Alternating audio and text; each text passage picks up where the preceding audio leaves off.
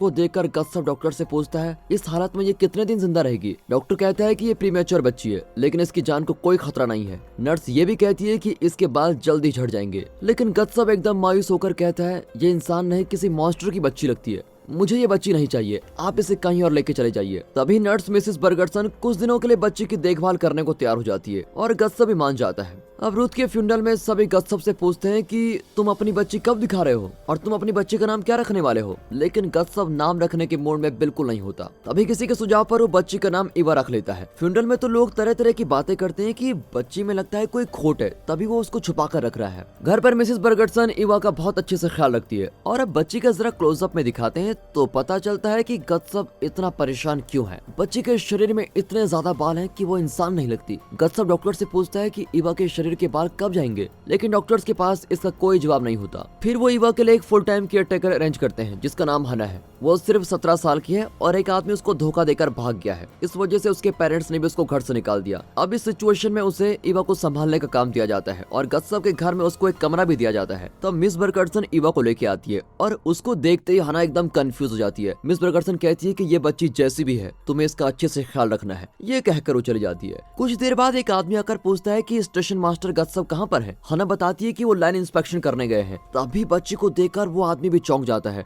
और जाते जाते एक प्रेस रिपोर्टर को इवा के बारे में बताने भी लगता है कि बच्ची का चेहरा बालों से भरा हुआ है। फिर क्या था, रिपोर्टर अपने पेपर में छाप देता है कि टाउन में एक अजूबा पैदा हुआ है। अब न्यूज पढ़कर गत्सब और परेशान हो जाता है क्योंकि अब लोग उसके सामने ही इवा के बारे में अजीब बातें करने लगते हैं। वो घर आकर हना को डांटता है कि बच्ची को हाथ में लेकर उस आदमी से मिलने की क्या जरूरत थी। अब लोग इवा को देखने गत्सब के घर के बाहर इकट्ठा हो जाते हैं। हना गत्सब को बताती है कि इवा को ताजा हवा की जरूरत है, इस तरह अंदर पड़े रहने से वो ना तो ठीक से दूध पी पाती है और बहुत ही कमजोर भी हो गई है। इस पर गत्सब उसे परमिशन तो दे देता है, लेकिन कहता है कि तुम उसी वक्त इवा को बाहर लेके जाओगी जब सड़क पर कोई नहीं होगा और भीड़ भाड़ वाली जगह से तो हमेशा उसे दूर रखना, वरना लोग उसका तमाशा बनाकर रख देंगे। हना बताती है कि आज इवा मुस्कुराई थी और आप इसे अपनी गोद में लेंगे तो वो और मुस्कुराएगी, लेकिन ना, वो साफ इनकार कर देता है। कुछ दिनों बाद गत्सब को हेल्थ बोर्ड का लेटर मिलता है जिसमें इवा की हेल्थ कंडीशन का पता चल चुका है और वे इवा को एग्जामिन करना चाहते हैं। लेटर में लिखा होता है कि इस तरह की हेल्थ कंडीशन पिछले 400 साल में बहुत ही गिनी चुनी लोगों में हुई है। अब अगले दिन डॉक्टर स्ट्रम आता है जो इवा को देखकर दंग रह जाता है कि ये क्या चीज है।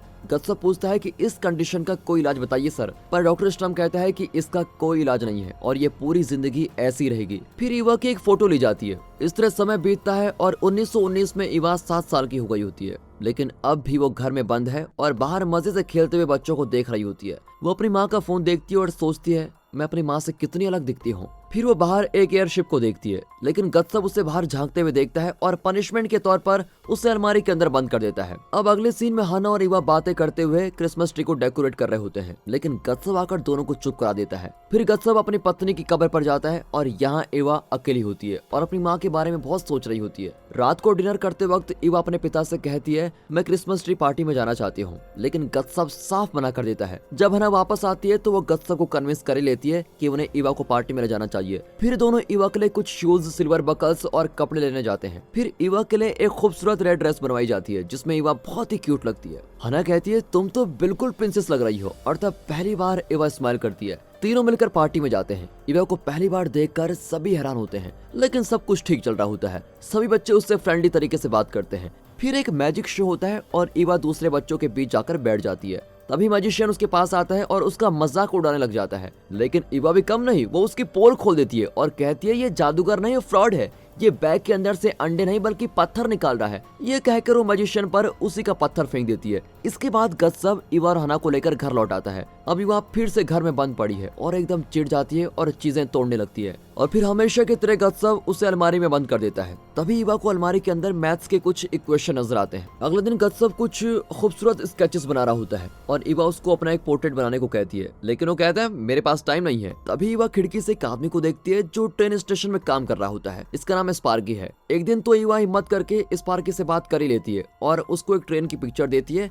जो उसने खुद बनाई थी। इवा पूछती है आपका नाम स्पार्की क्यों है, तो स्पार्की कहता है मेरे बाल चिंगारी की तरह चमकते हैं इसीलिए। इस तरह दोनों की दोस्ती हो जाती है और स्पार्की इवा को मोर्स कोड सिखाता है, लेकिन जैसे ही गत्सब उस तरफ आता है तो इवा छुप जाती है। फिर स्पार्की इवा के लिए एक लेटर भेजता है जिसमें मोर्स कोड अल्फाबेट होते हैं। धीरे धीरे इवा मोर्स कोड सीखने लगती है अब अगले सीन में गत्सब अपने फ्रेंड्स के साथ डिनर कर रहा होता है, लेकिन पीछे से ईवा टेबल पर अपना मोर्स कोड प्रैक्टिस कर रही होती है। वो बताती है कि मैं टेलीग्राफ ऑपरेटर बनना चाहती हूँ। जब गत्सब के फ्रेंड्स चले जाते हैं तो वो ईवा को अलमारी में बंद कर देता है। अब इस बात से हाना बहुत ही गुस्सा हो जाती है और गत्सब से बहस करती है कि इस तरह बच्ची को अलमारी में बंद करते रहने से क्या मतलब, वो इंसान है न कि कोई खिलौना जिसे जब चाहे तुम अलमारी में बंद कर दो। क्या उसकी फीलिंग्स की आपको कोई फिक्र नहीं है? उसे बाहर आने दीजिए वरना मैं यहाँ से चली जाऊंगी। पर गत्सब तो अपनी जिद पर अड़ा ही रहता है। अब तंग आकर हाना अपनी चीजें पैक करके वहाँ से चली जाती है। अब गत्सब को ईवा की देखभाल खुद ही करनी पड़ती है। ईवा हाना के बारे में पूछती है लेकिन गत्सब उसको इग्नोर ही कर देता है। एक बार तो गत्सब ईवा को बाल शेप करते हुए देख लेता है और उसको डांटता है। वो रियलाइज करता है कि ईवा को वो हैंडल नहीं कर सकता।